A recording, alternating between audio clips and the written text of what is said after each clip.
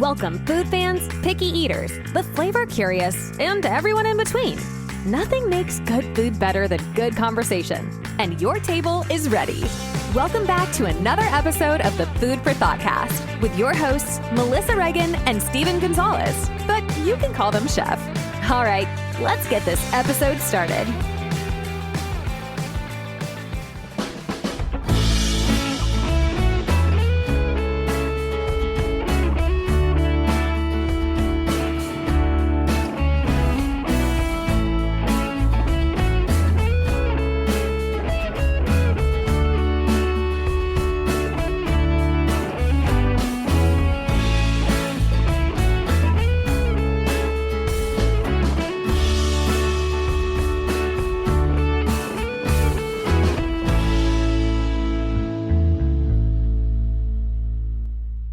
Hey there, food fans. Welcome back to the Food for Thoughtcast with me, your host, Melissa Reagan, and my co-host with the mostest, Chef Steven Gonzalez. What is up, Steve? Hi, how's it going?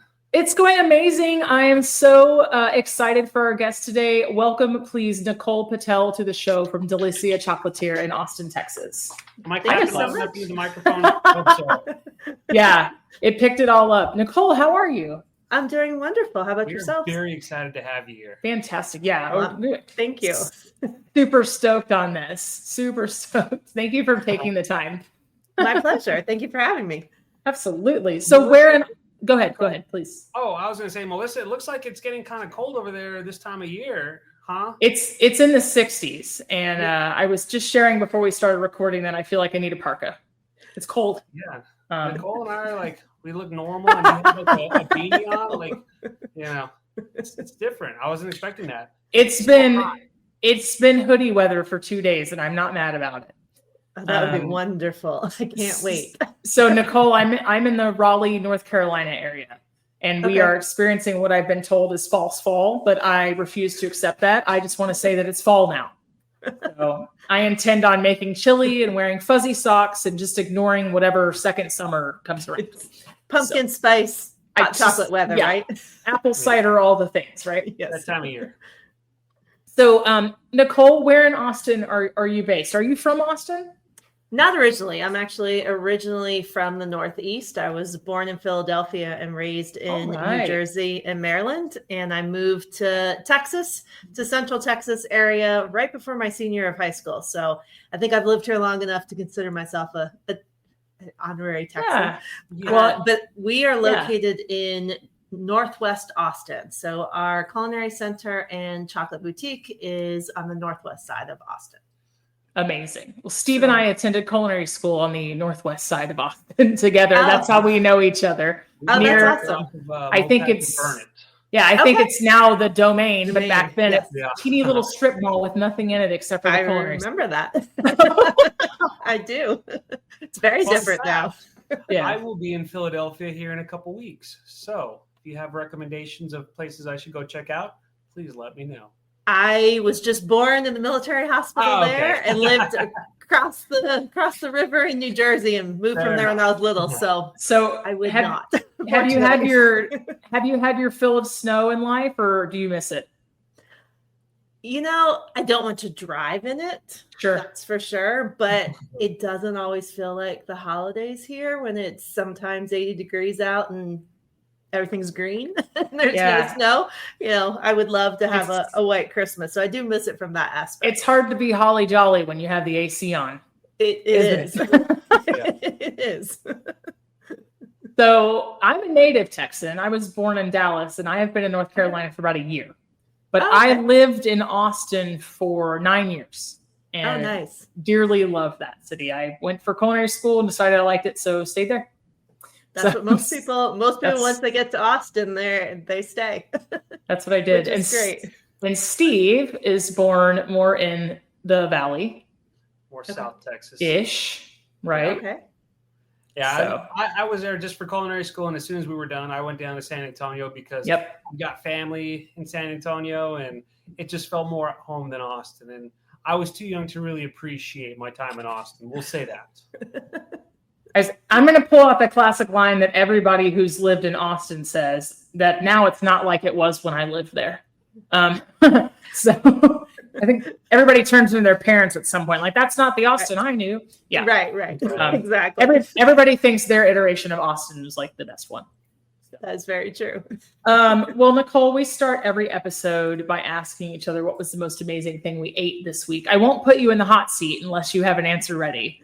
What do you think? I do. So All it right, would be a veggie and chicken pesto pasta. So my oldest has just moved away to college, and I have sent him equipped with how to cook. We are trying to come up with very, very quick and easy meals that he can make. And this one was absolutely delicious and very, very simple. Just pesto and some milk made into a roux and made into a thick sauce. Boil some pasta, roast some chicken, grill some veggies, and all together in a pot, or a bowl. Excellent. Yeah, yes. It sounds incredible. I love it. I was surprised by the simplicity of all the ingredients, but it tasted really, really, really good. So sometimes the most simple things are the best, right? That's very true. Steve, how about you? So the other night we had grilled cheese steak sandwiches.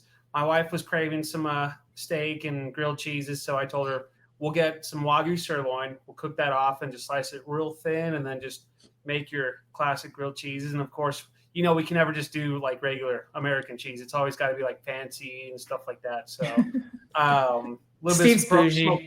Yeah, just a little bit.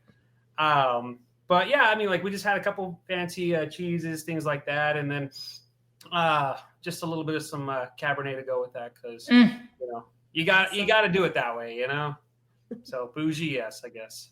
Nice. What's your secret to like the perfect crisp bread on the outside of grilled cheese? A lot of people like to use butter. I use mayonnaise, and for me, I just get a good crust out of that. I can't explain it. To me, that's what my oldest swears by.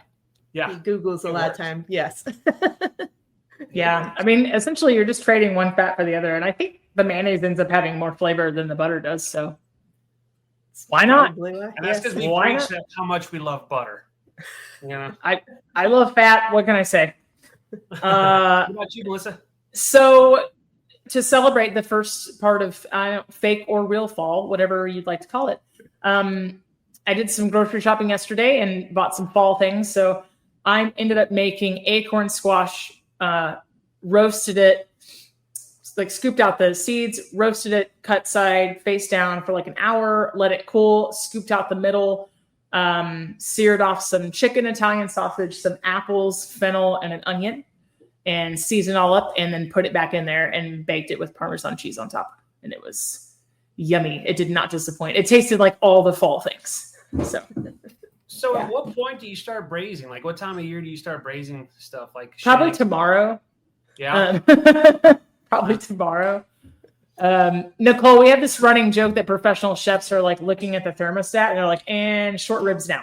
Like and go.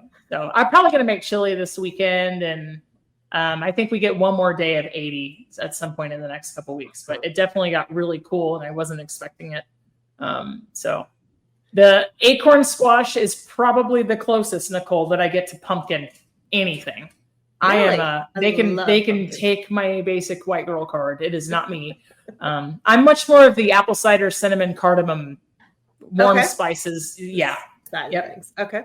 Even white chocolate mocha, I think, before probably pumpkin. So that's funny. Yeah. I've tried. Huh? I like it all. Yeah. Steve's big on pumpkin. I think I'm going to make pumpkin brownies this Friday to take to work. But it's not going to be anything more than like basic brownie recipe with some probably ground espresso and like cinnamon and nutmeg. And then I'll just add a can of pumpkin puree in there for moisture. So it won't be like super pumpkin-y. It'll just be like one of those little like, oh, what is that? I like it in the background, So I don't like fresh pumpkin, and I hate pumpkin pie. But I love everything else pumpkin. You like the pumpkin bread, spice flavor. Yeah. There's never enough cinnamon. That's my feeling. On the pumpkin bread, do you do like the cream cheese swirl? Do you need like oat streusel? Nope, just plain. Just plain. Yes. Yeah. So then you do like the pumpkin spice candles and all that too? I do. Like when they smell natural. I mean, really for aromas, I would rather just have a pot of apple cider and mulling spices simmering on the stove from that standpoint. Yeah. I love it. Man, give me warm spices all year. And I'm there with you. Boof, all of it. Well, hey, let's talk about chocolate. Okay. Nicole, was this meant to be? Did you like grow up in a candy store? What happened? How did you get here? I actually have a master's in engineering. What? From Texas A&M University. So wow. I spent 15 years in corporate America. I was a director of quality. I have a Six Sigma Master Black Belt certification. So, I was meant to be corporate girl and move up the ranks. And, but I always loved to be in the kitchen. I was the one when it came to finals, I would procrastinate as long as possible by baking cookies. And my freezer at the end of finals would be full of cookies. So it's not a bad thing. I don't think so either. But I love it. It's a stress relief for me being in the kitchen, just being creative. Yeah. And so I found myself 8 months pregnant with our oldest. I must have been nesting because I had been watching a lot of cooking shows, and some of those were about handmade, homemade treats with chocolate around the holidays. And I thought, well, that looks easy. I can do that. And off to the kitchen I went. First I went to the grocery store, and of course, at this time, this was 2006. You didn't have all of the gourmet, artisan chocolate options on the shelf at that point. There was, chocolate chips and baking squares. And that was kind of about it that you could get. But I bought some ingredients and made the most ugliest hand-rolled truffles I think I have ever seen. And I wish to this day I had a picture of them. But that's what I sent to families and friends for the holidays. Our son was born 4 days later, so I didn't think much of it. But I just found myself more and more often in the kitchen, just wanting to play and experiment with chocolate. Chocolate's not an easy medium to work with at all. She's a fickle mistress. It is, temperatures are just not quite right, or it's just slightly too humid. Your melting points just then it just doesn't work. So I think it played to that engineering mindset. I was like, I'm going to figure this out. Like, I'm going to do my design of experiments and tweak each thing and figure out how to make the perfect, truffle recipe. And that's what I did for a couple of years. And then I decided, I can make truffles and sell them as wedding favors and just little side thing. That's a hell of a coping mechanism turned into career. Yes. So, but 2008, 2009, food scene was exploding in Austin, much like it was across the rest of the country. We just happened, I often say kind of right place, right time. And things just took off, and the business started pulling me in all these directions that I had never thought of. And here we are, coming up on 17 years in business this October. And so, yes, this was not at all in the cards. My professors in college always joked that one day you're going to be a CEO, but pretty sure he didn't mean of a chocolate business. Congratulations. Like that is insane. 2008, 2009 in Austin was an interesting year. I like to say that was the year that sriracha and bacon were big. Yes. Around that time, everywhere had a sriracha bacon thing. It was crazy. I remember that. Yes. Yeah. It was a wild time. Food scene was just insane at that point. And it was fun. It was exciting and mysterious, I think, at the same time. And then, as a new business owner, especially at that point, we didn't have Instagram and Reels and all that stuff that we could just go Google and see how to do something. We had to kind of figure it all out, and make the mistakes along the way. So there's a lot of fun in just just the adventure, I think, of starting a business. Like, what a time to be alive. Yeah. I can imagine being in an engineer and all that. Like the wheels are constantly turning. So you're like, okay, not demanding perfection, but like reinventing what perfection is. Like I can only imagine like all the different approaches you took. Right. Well, and that you said it very eloquently, because I would have said the type A personality was really hard to like kind of balance. And, to trying to get it to perfect to, okay, you've got to get a product out there and, and start selling. You got to start somewhere instead of just constantly being in the kitchen innovating. And so, people ask me, oh, how'd you develop, this flavor, your fried chicken truffle? How'd you create that or come up with the collard greens and bacon truffle? And I was like, well, some of these are even just simpler flavors like butterscotch mocha. Some of these flavors have just evolved and been perfected over 7, 8, 9 years, just, starting with the base recipe and going, okay, I think it's good enough. And then getting feedback from people tasting the chocolates and then, tweaking from there and improving. And I still continue to do that today, even flavors that have been around for 10, 15 years. That's insane. Like that is so amazing. I have to take us down a little bit of a rabbit trail really quickly, for nothing but my own amusement. Did you ever watch 30 Rock? I did not. If you did or didn't, it's fine. But they're in it's a corporate setting, and they go to a Six Sigma conference. Every time somebody brings it up, I think about this scene. And one of the main character goes, "Who's that?" And the guy goes, "Those are the Six Sigmas." And it's like 6 dudes in suits, which is completely not what it is. I don't know. It makes me laugh every single time somebody brings it up. That's like, funny. The 6 Sigmas. It's like 6 dudes. But anyway, I digress. Sorry. I can't help it. I can't help it. Collard greens. Like that's wild. I don't even know how you, that is 1,000% mind blowing to me. That I love a savory in a chocolate, but that is just like another level. I like to kind of push the envelope of what you traditionally see blended into chocolate. I mean, I know that we sent you 2 assortments. One is our wine pairing that are more traditional flavors, but elevated and complex. And then the other assortment is our history of chocolate. And that has, there's gold chocolate in there. There's ruby chocolate. We have some savory flavors, and it tells the story of chocolate's path through history. So one of my favorite and one original savory flavors that we created was our Mexican mole truffle, which is in that history of chocolate box. It's the second one in the top.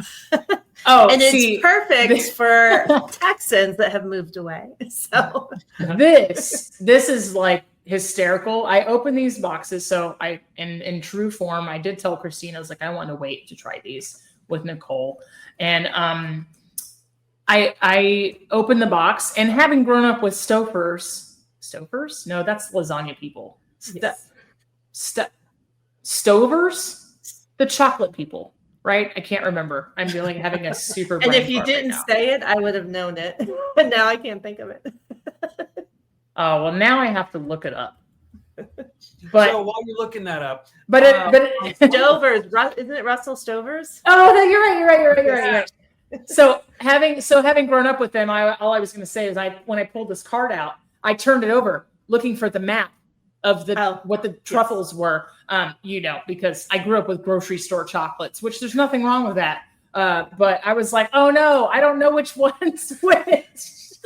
It's a work in progress. Yeah, no worries. We are working to redo all of our packaging over the next couple years for that. The wine pairing does have the card that has kind of the flavors listed, but all the flavors are listed on the back of the box. Are they in order? Here they are. Perfect. Okay. Right. Well, the packaging is super cute. Yeah. The little ribbon.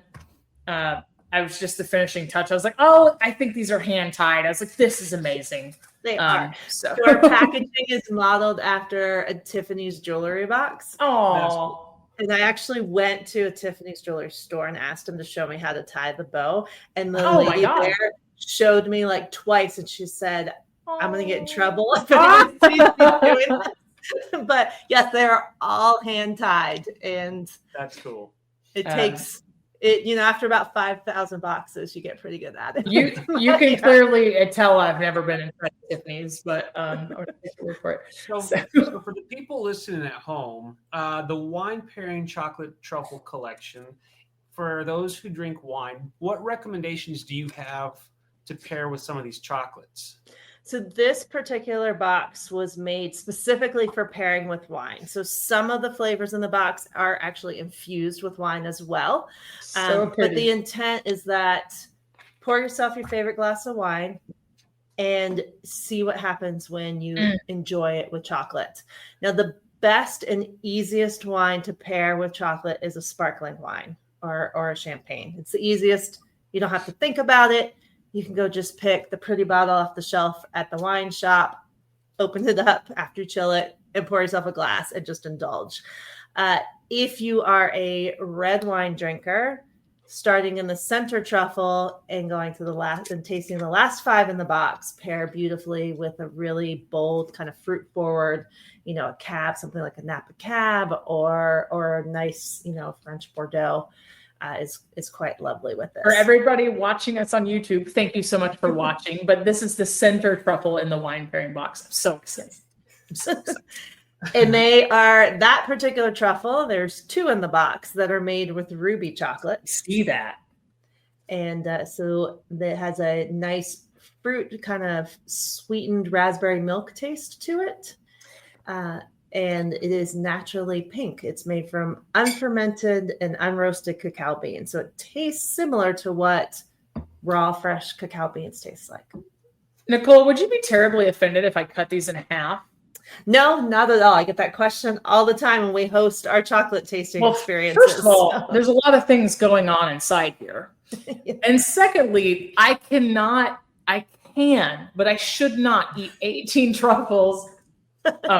No. Why not? Diabetes. For my wife, because I'm pretty sure her feelings would be hurt if I didn't say it for her. You're very smart, man. So I tried making chocolate myself. Was it about a month or so ago? I learned quite a bit. The whole, you gotta let the cacao beans ferment and stuff like that. And of course, I just kind of covered them up and left them in my kitchen. I'm like, I know I'm doing something wrong. There's mold growing. This doesn't look right. Oh no.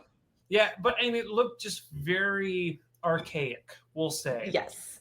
So rustic doesn't do any justice. Even further than that, the chocolate industry is broken into 2 pieces. So what you're describing is the process for chocolate makers going bean to bar. And then there's individuals like myself that pick up at the bar and go to beautiful handcrafted truffles. Yeah. So it's a very segmented industry because, it's a lot to just do one piece of it. If you were going all the way from the bean to those beautiful handcrafted truffles, those little boxes would be hundreds and hundreds of dollars. Yeah. Yeah. You guys are going to have to ignore my face. I'm just going to eat these while we go along. I'm a massive apricot fan. Apricot and chocolate is underrated pairing. Yeah. I agree. Underrated. With you. And it's an underrated fruit. It's like an old people fruit. Like we go like a prune and nobody wants it. It's so good. So you're talking about the lemon curd apricot truffle. Yes. That's in a white chocolate ganache that's been infused with freshly made lemon curd, some fresh lemon zest, and a little piece of apricot in the center. Brightness of that lemon. So cute. Amazing. Little baby piece of fruit in there. And this one is beautiful with kind of a fruit forward, Prosecco. Or even a cava, just has a little bit of acidity on it. So that pairs nicely with that lemon. So you kind of get the tartness of the fruit up front, that white chocolate, and then that zing from the lemon zest on the finish.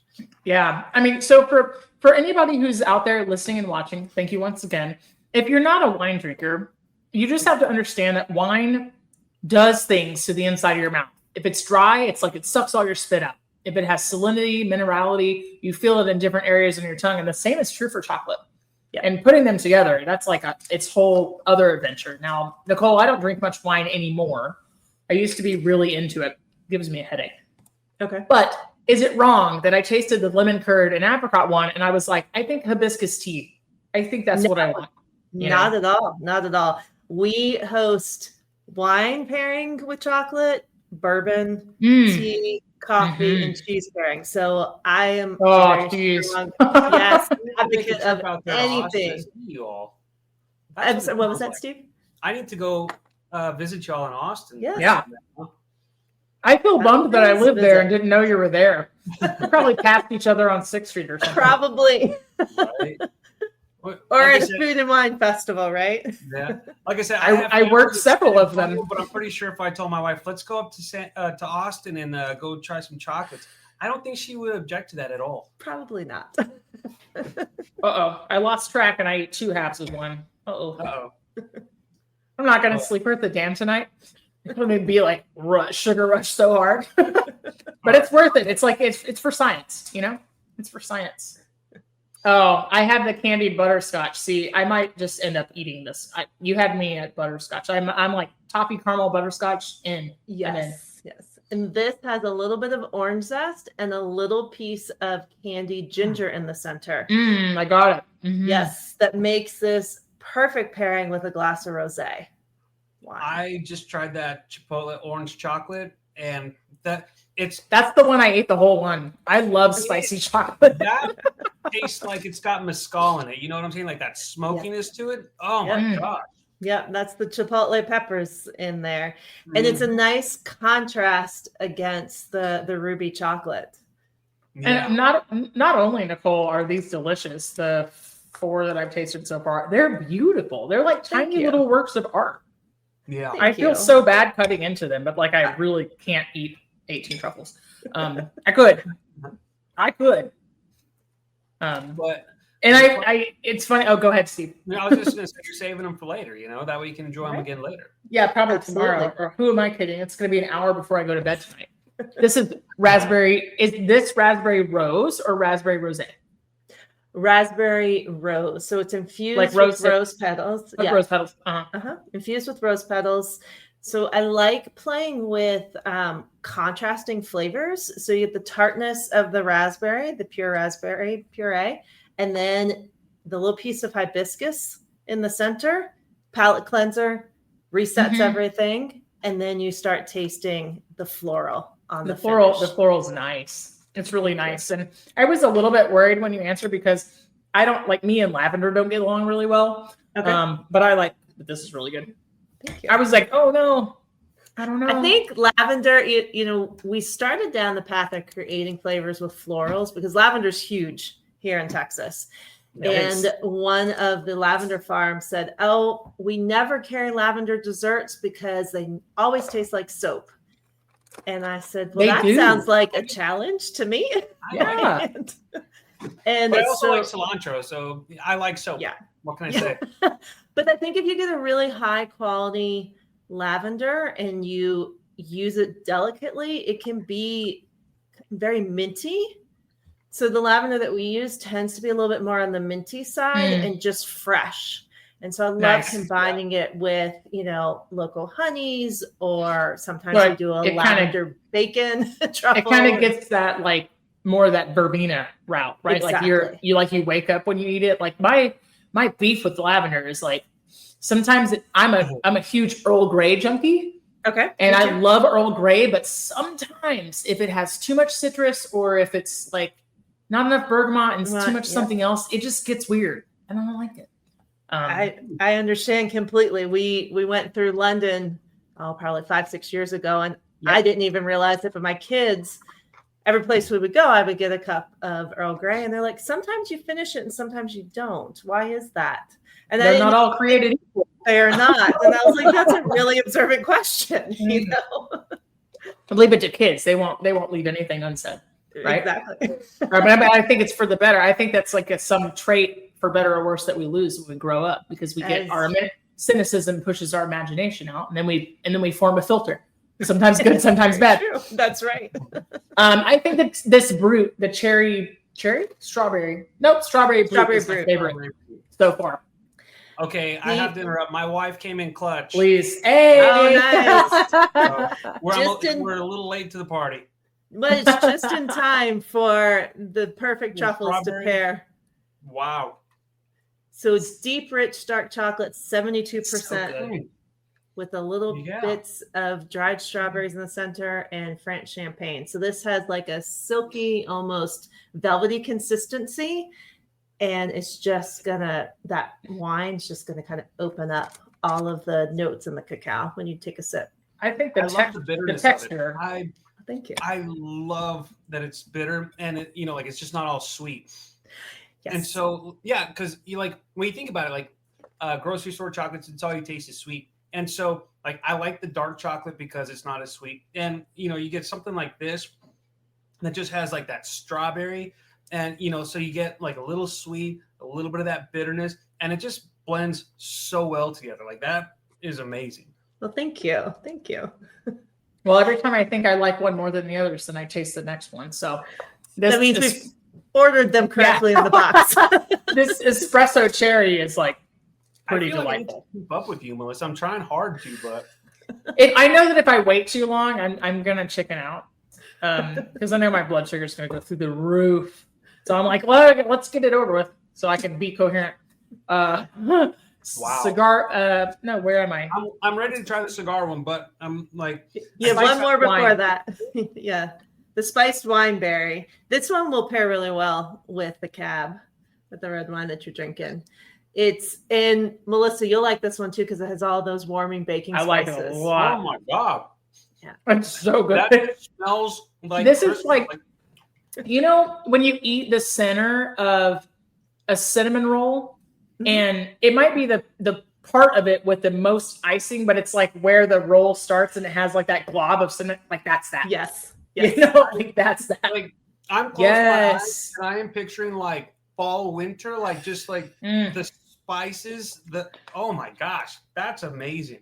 I think I have a whiskey in the cabinet that this would go really well with. Oh, that would go well. Yeah. Wait, did you already try the cigar port chocolate? No, I'm getting there. Okay.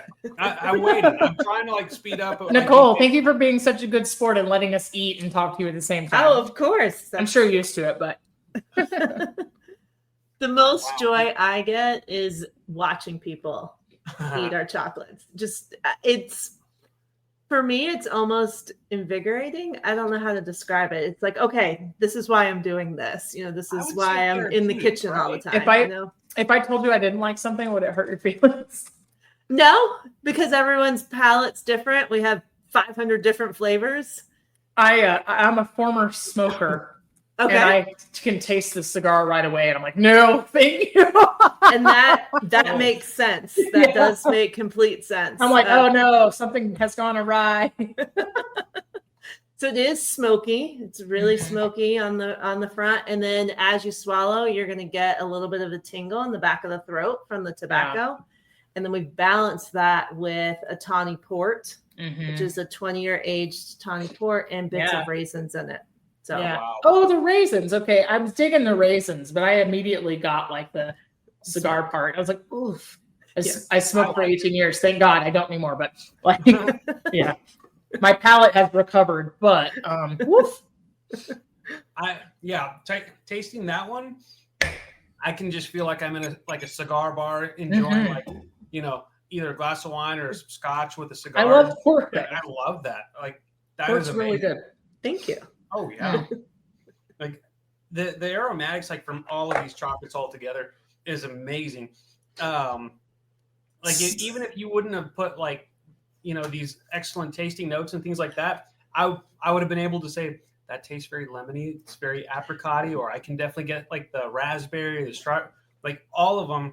I think they're really would be even be approachable to somebody who wasn't maybe didn't feel like they had a palate, or maybe hadn't been through, didn't work in the industry, which I think is really fun because like maybe people can discover something that they never knew they just had to have. You know what I mean? Right. Right. These are really great. And what I would say, with chocolates, a lot of people just don't talk about the proper way to taste chocolate. Like you hear about, oh, this is how you're supposed to drink whiskey, or this is how you're supposed to drink wine. But for chocolate, the most important thing is just resist the urge to chew. So just take a bite, let it sit on your tongue, right? Just let it melt. and you're just going to have this layering of flavors. So a lot of people will say, well, I can't taste these ingredients that you're explaining. And then as soon as you just kind of stop and let it melt, you're like, oh, it's a lot easier.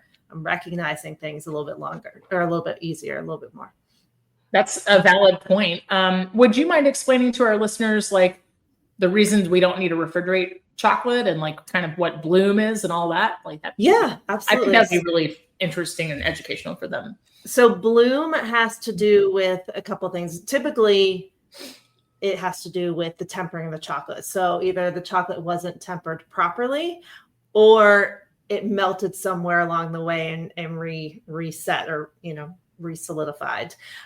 Bloom basically means that the sugar molecules haven't kind of like paired up properly to allow you to get that nice shine, that nice sheen to the chocolate. But more importantly, the nice snap when you bite into the chocolate or break the chocolate. Yeah. Now, one thing I'd add to that is that's the rule when you have high quality artisanal chocolate. If you have store-bought chocolate, like the $1.99 candy bar, which with inflation, it's more than that now, but that candy bar at the checkout counter, that doesn't contain a whole lot of cacao in it. Mm-hmm. And so, understanding the quality of your chocolate is really important, because a lot of chocolate out there isn't going to have that nice snap to it because it's made primarily with paraffins and wax. Yeah. With about that much actual cacao in it. And most people don't realize that. So somewhere along the way, I don't know what happened to me as a child, but I liked bitter chocolate more and more and more. And I absolutely cannot stand white chocolate because it's so sweet, because it doesn't have any, it's just cocoa butter, right? Like it's just, I had a cook recently came back from a trip to El Salvador and brought me a brick of drinking chocolate. And I think it's like 91%. And I'm just going to confess here that I took a bite out of the bar straight. I was like, yes, let's go. I remember. Yeah. I like it. I like bitter and umami, man. Like that's what I like. Right. So, that's probably why I like beer. 20 years ago, I loved white chocolate. I thought it was the best thing on earth. And as I've gotten older and my taste buds have changed, I prefer the bitter chocolates more than anything else. Mm-hmm. So milk chocolate, unless I'm really hungry, I'll eat it. But I prefer dark chocolate, things like that. It's interesting because we've watched the industry over, 16, 17 years. When we first started, it was mostly milk chocolate we were making. That's what people wanted. And then about 5-6 years later, probably 2011, 2012, everybody wanted dark chocolate. That's when all the health benefits about dark chocolate. That's because they started calling it a superfood, which is like a complete misnomer, but whatever. It must have boomed yourself. It did. And a lot more dark chocolate was being made. And then we went through COVID and everybody started asking for white chocolate. And I think it was the comfort food. People wanted sweeter things and those comfort foods. And now we're kind of coming back. That's interesting. Full circle. So yes, it's been interesting to watch those trends. You asked me a question earlier also about how to store chocolate properly. Yes. So you do not want to put your chocolate in the refrigerator, especially if it's like a solid chocolate bar or molded chocolate, because the condensation is going to leave little marks. I like to call them like little faded dots on your chocolate. It doesn't do anything to it. Like it doesn't ruin the chocolate. It just doesn't look as pretty. The other thing too is that you don't want to eat your chocolate cold because your palate can't taste and distinguish all the flavors. Yeah. Now, we do recommend sometimes if you want to extend the shelf life of truffles, because they have that ganache filling, and ganache is a blend of chocolate and cream. You can keep it in the fridge, put it in a Ziploc bag so it doesn't absorb any odors, but pull it out about 20, 30 minutes before you're going to enjoy so that it has time to come to room temperature. Again, for the purpose of allowing your palate to be able to taste the flavors. God. We talked a little bit about this. Steve and I did. We did flavors, the difference between flavors and taste. And we've done a couple of episodes on ice cream. So we were explaining to the listeners that one of the reasons why melted ice cream is so sweet they have to make it so sweet because when you're eating it's cold. So yeah, absolutely. Yeah. So it's a good analogy. I never thought of explaining it that way. Yeah, I love it. I love it. All right, I'm gonna try this. Go ahead, Steve. I'm gonna try one while you ask. I was looking at your webpage, and you do have like the Mother's Day and like the big holiday chocolate boxes, things like that. Like, so as we get into September, we get into the spooky season. Do you ever do anything like that? Maybe not the pumpkin chocolates, but like something spookily happy for customers, things like that. So we have limited edition collections for every holiday. So we will soon be releasing all of our fall and all of our Halloween flavors. Particularly for Halloween, we go back to the nostalgia, kind of the classic flavors, like the peanut butter cup, peanut butter milk chocolate infused truffle, caramel, and then a candy corn. Just sign me up. Yes. Oh, caramel corn, please. I'll take 20. And then moving into fall, all the pumpkin and the chai and the warming flavors. We have a couple apple cider and pumpkin pie, pecan pie, excuse me. And so all of those flavors will start dropping. And then we very quickly move into all of our seasonal holiday flavors. We have pre-sales on our advent calendar as well, which always sells out every year by the beginning of November. And we change the theme every year. And there's an interactive piece to it where you can kind of play a trivia game to guess the flavor. And this year's theme is home for the holidays. So it's all about flavors inspired by different states and regions across the country. So that's been very fun to create. It's funny you say that because the other week we were with some friends and one of them said, we got an advent calendar of chocolates, but it was like for Halloween, like spooky themed and stuff like that. Really? Did you all ever do something along those lines? I never thought about that. Neither did I. Yes. I just thought it was the coolest thing ever. And it was like Simpsons themed and stuff like that. And I can remember growing up, like the Simpsons Halloween episodes just much better than the regular ones. And I thought that's actually really cool. I have time to get one, even though I don't really watch the Simpsons anymore. But I mean, just throwing that out there. Classic. It's classic. But yeah, I'd be up for that. I think you had me at Chipotle Orange. Okay. That's really good. It's Thank you. Good. I'm probably going to eat the rest of this one. So good. I tried the smoked cacao. I held it in my mouth, resisted the urge to chew. I was so excited. I can't help it. But yeah, I really it tastes like that. For lack of a better word, if I was standing by a barbecue pit and I opened my mouth and I could I got it. I got all of it, So this is in our, thank you. This is in our history of chocolate tasting box. And the story behind the smoked cacao is that the first form of eating chocolate was raw cacao beans. They were enjoyed by the Olmecs in 5000 BC. And they would sit around the fire and they would take off the shells, throw the shells into the fire and eat the cacao beans raw. But every so often a bean ended up in the fire and they figured out, it changes form. There's a chemical reaction that happens when you heat up cacao beans. That's crazy. That was the start of the journey for chocolate. That's insane. Thank you. So we're on the next box, huh? Yeah, I am. I'm saving the mole one for last because I have a feeling it's going to be my favorite. Wait, so then which one's the mole out of all these? The mole is the one in the top row, middle truffle kind of. It looks like an Aztec design on top. That one, exactly. And Nicole, I'll explain say that one for last two then. Explain Cortez discovery. So Cortez discovery. So Christopher Columbus came to the New World, discovered all of these great new foods and plants, and took back shiploads of things to Spain. Part of that, the crops that he took back included cacao beans, but it kind of got overlooked because compared to corn that's yellow and tomatoes that are red, the cacao beans are kind of boring. They're just kind of brown. But it wasn't until Cortez explored more of the New World that he discovered on the Bahamas cacao plantations, he claimed them.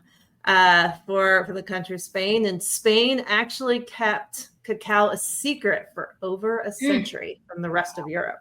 So I just took a bite out of this one, and very anise forward. Yes, absolutely. It's amazing. So very licorice. I'm sorry, I hate licorice. No, so years I'm ago, trying. I'm just pretending it's fiddle. Make on them the anise, and the chocolate's really good. And like this reminds me of that. Like obviously a little bit of a different direction because it's chocolate, but like wow, like. I like this box because I don't have all the tasting notes, so now I'm kind of guessing as to what's this? What's this? Yeah, that's pretty good. I like. I think it's kind of fun to go on blind once in a while. Yeah, you don't want to take all the fun out of it, Okay, we're gonna try this one next. So this takes us to Paris. So as I mentioned, Spain kept chocolate a secret for over 100 years. And it wasn't until a Spanish prince and a French princess married, part of the dowry was chocolate. And the French took the chocolate and infused it with flavors that they liked. They didn't like anise and some of these stronger, bolder spices like ginger. And so they would blend like cinnamon and a lot of florals. So this is orange blossom, honey, because honey was their sugar. That is Is there honeycomb in the middle? There's a little bit of honeycomb. Man, I didn't get the honeycomb because I took it out of the corner, but oh my gosh. Wow. Thank you. Yeah, that's sexy. I like it. I love honeycomb. I think it's one of those underutilized, really fun. That's the honeycomb design, but that is a honey nougat. So first milk chocolate. When you look at Europe, most of the milk chocolate was infused with nuggets and honey. This is based on Toblerone, which Europe is very famous for. The same time that Europe was creating and developing flavors for milk chocolate, Hershey was doing the same thing over here in the U.S. And that takes us to our next flavor, which is All-American apple pie. The center one, though, like that's like a grown-up Toblerone. Yes. Eat like 10 of those. Wow. That's good. Thank you. That has such a depth of flavor. Like a Toblerone is really good. Not to badmouth anything else, right?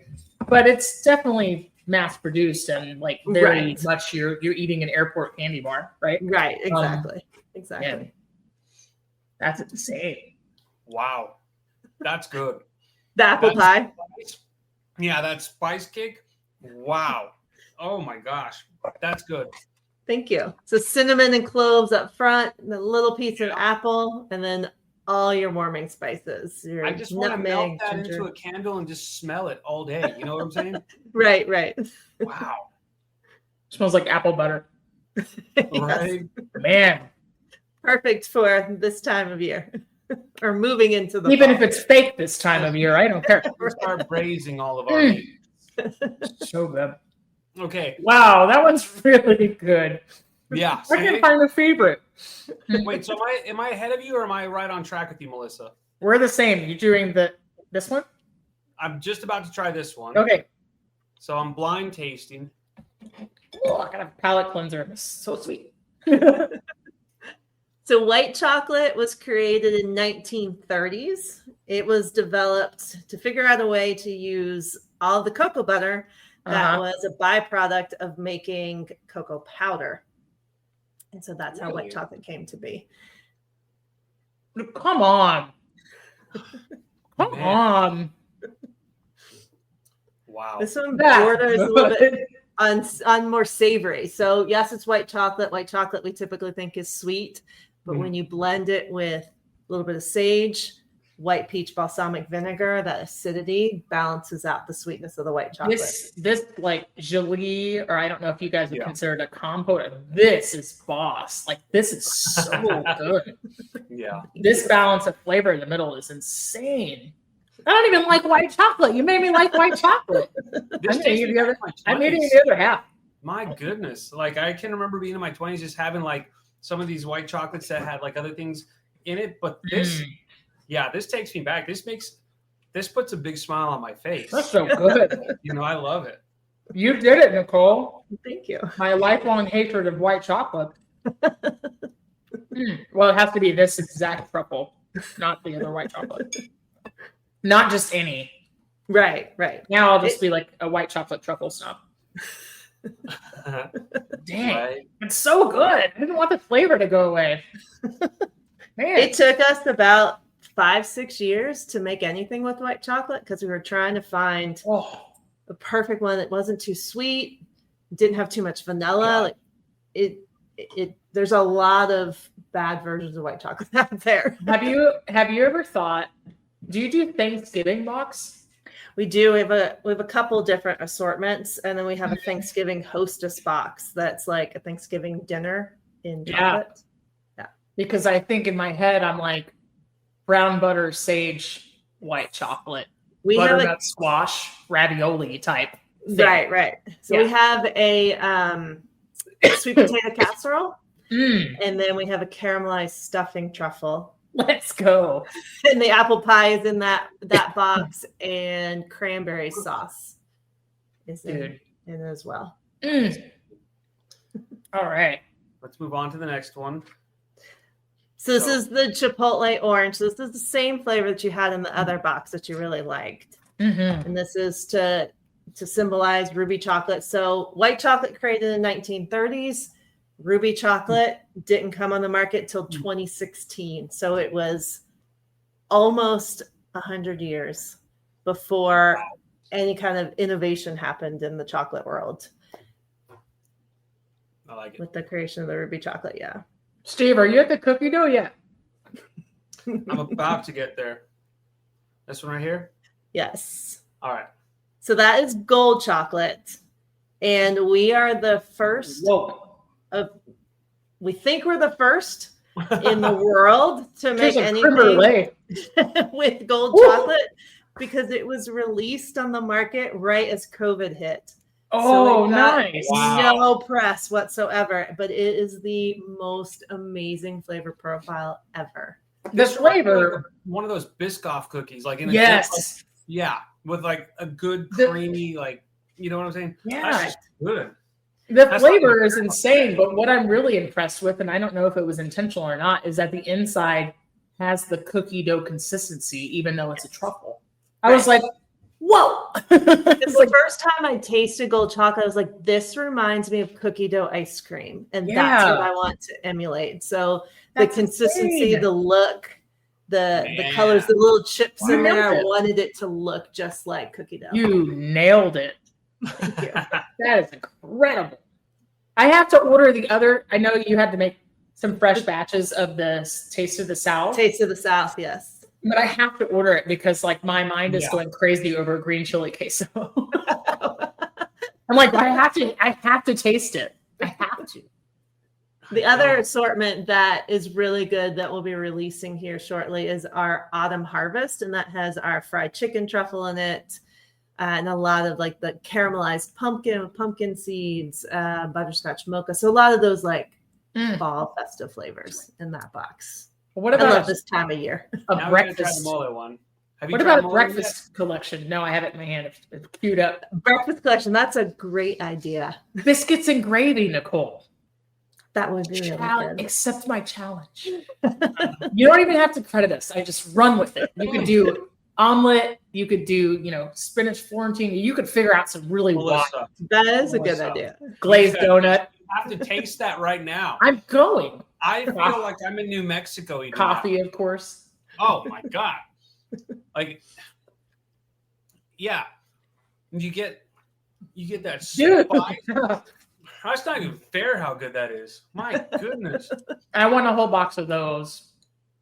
Those are really good. It's 8 peppers, 6 spice blends, in a 72% bittersweet. Let's chocolate. go. Yeah. People don't do spicy chocolate often enough. It's so good. You don't understand. Like every time we have like Hatch and all that, this reminds me of that. It's zip. It's such a great way, Oh my God. Do you do those flavors? Yeah. Wow. What about a hot wing collection? We have done a blue cheese and hot wings, but truffle. How do I order that? We rotate through flavors, and so we do tastings a lot of times where we roll out these limited editions, and I'm trying to figure out how to.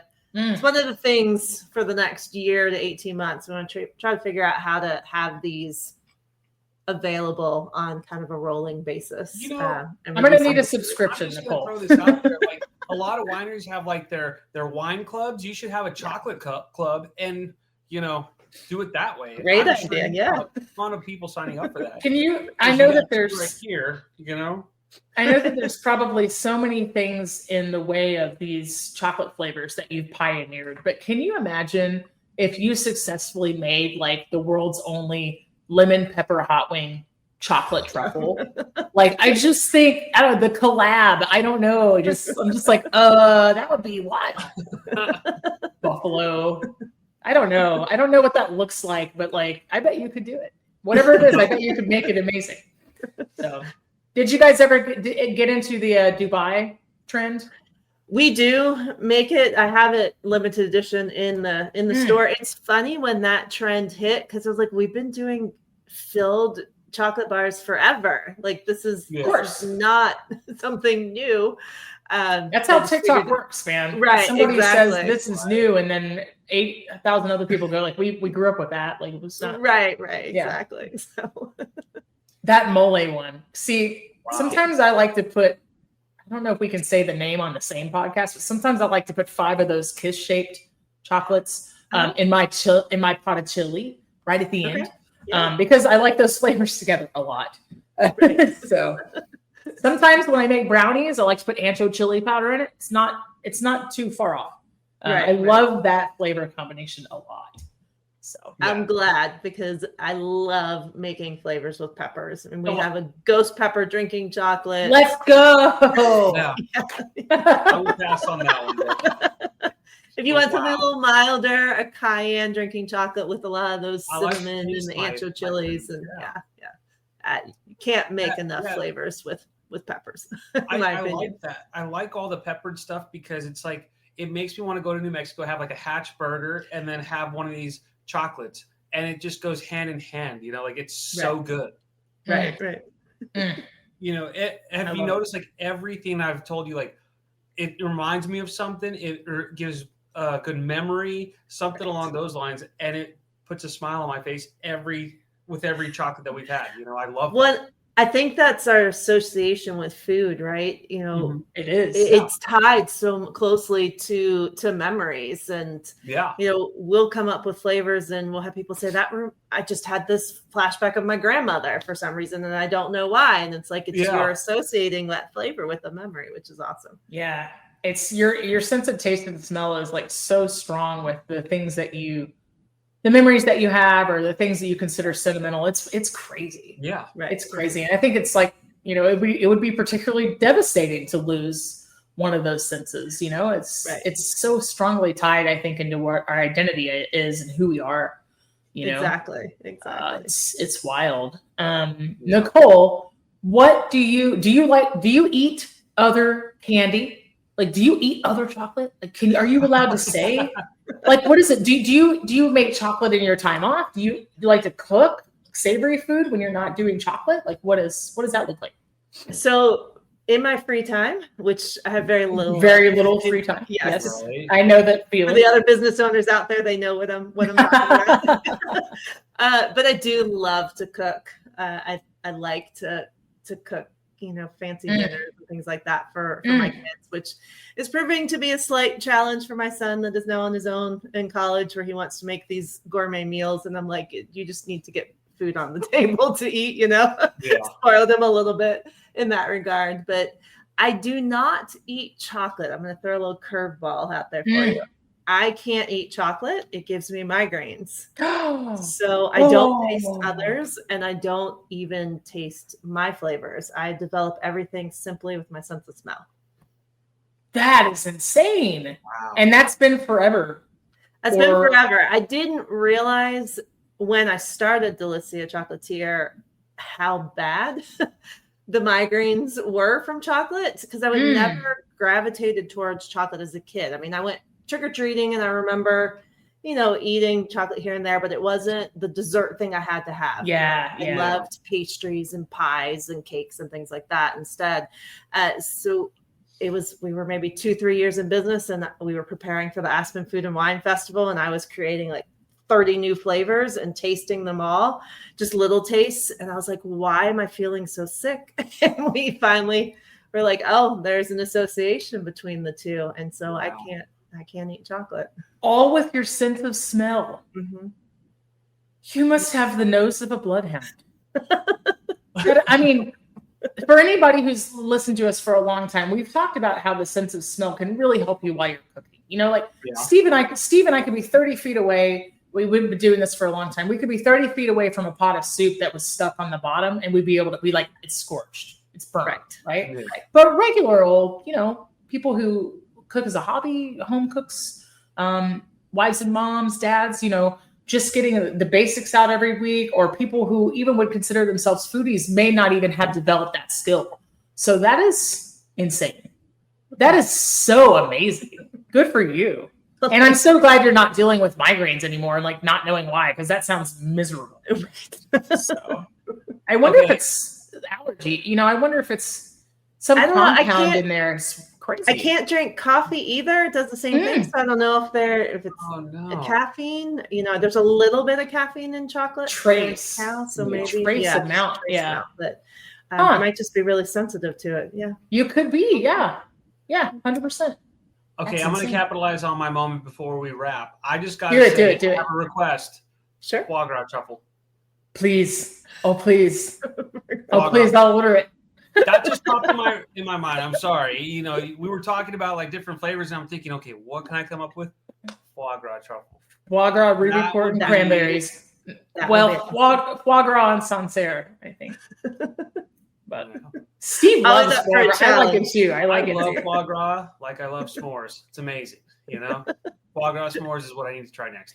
Well, I love that you've been such a good sport with us just screaming recommendations at you, because it's really hard if you're a creative.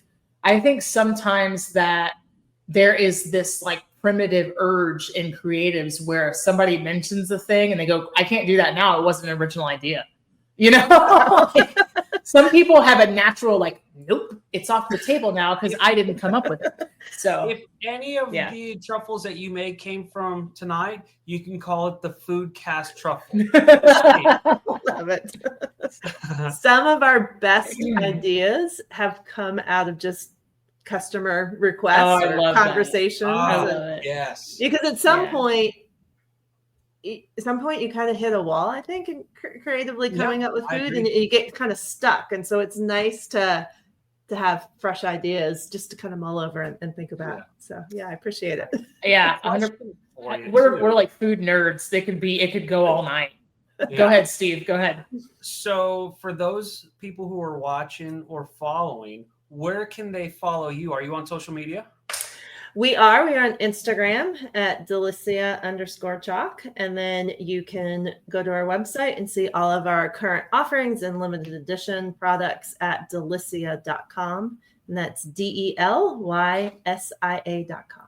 Perfect. Well, we'll put all of that in the show notes, and then we'll put it on your little page within a page on our website after the episode drops, so that all of our listeners can find it. And please order some chocolate. These things are insane. Oh yeah. Anyone listening, if you did not get the urge to buy, like from listening to us, you should totally do it, because every single one of them is just out of this world. It's so good. It's so good. You guys are too kind. Thank you. No, it's really, really good. And I'm over here sitting on one more recommendation. You're gonna laugh really hard. A Dickens Christmas meal. Like wassail, roasted goose, chestnut stuffing. Wow, so many things to play with. I'm a food history nerd. I'm like, please make rabbit truffle. Next time I get stuck in ideas, I'm calling you too. Do it. Yes. Do it. Love it. We're doing it. Nicole, go ahead. No, go ahead, Steve. I was going to say, so you talked about like the fried chicken truffle, the bacon collard green. What time of year can I order that? Like, can I order it now, or do I have to wait till next year? So that's in our Taste of the South collection that is available year round. It's an evergreen product. We just are currently sold out of it. So we are in the process of making more. It takes us about 10 to 12 days to make a truffle from start to finish because everything completely by hand. So sometimes things sell a little faster than we were planning on. So it's not a terrible problem to have, right? Not a problem. Yeah. Nice. Well, Nicole, you've been so kind with your time. I hope we didn't keep you too long. Go ahead and stay on after we wrap, and we'll have some other things to tell you. But it was a pleasure. Everybody who's out there listening and watching, thank you so much for supporting the show. Please go support Nicole Patel and Delicia Chocolatier. Order some chocolate. Maybe we even have a giveaway where I buy you some chocolate and send it to you. Listeners out there, if you share our posts, we do that from time to time, Nicole. We'll give away a guest cookbook. I'll send some goodies, some swag. So maybe I'll be contacting you for some truffle collections to give to some lucky listeners. But it's been a real pleasure. And for me and Steve, we got to go. We'll see you later. Bye. That's a wrap for today. Until the next episode of the Food for Thoughtcast, make good food, eat good food, share it, and be kind to one another. Thanks so much for listening today. You are part of what makes us special, and we are so glad you joined us. Don't forget to rate, subscribe, and leave a review. Just like food, delicious podcasts are better when you share them with others. Come back for seconds wherever podcasts are served, and we'll catch you in the next episode of the Food for Thoughtcast.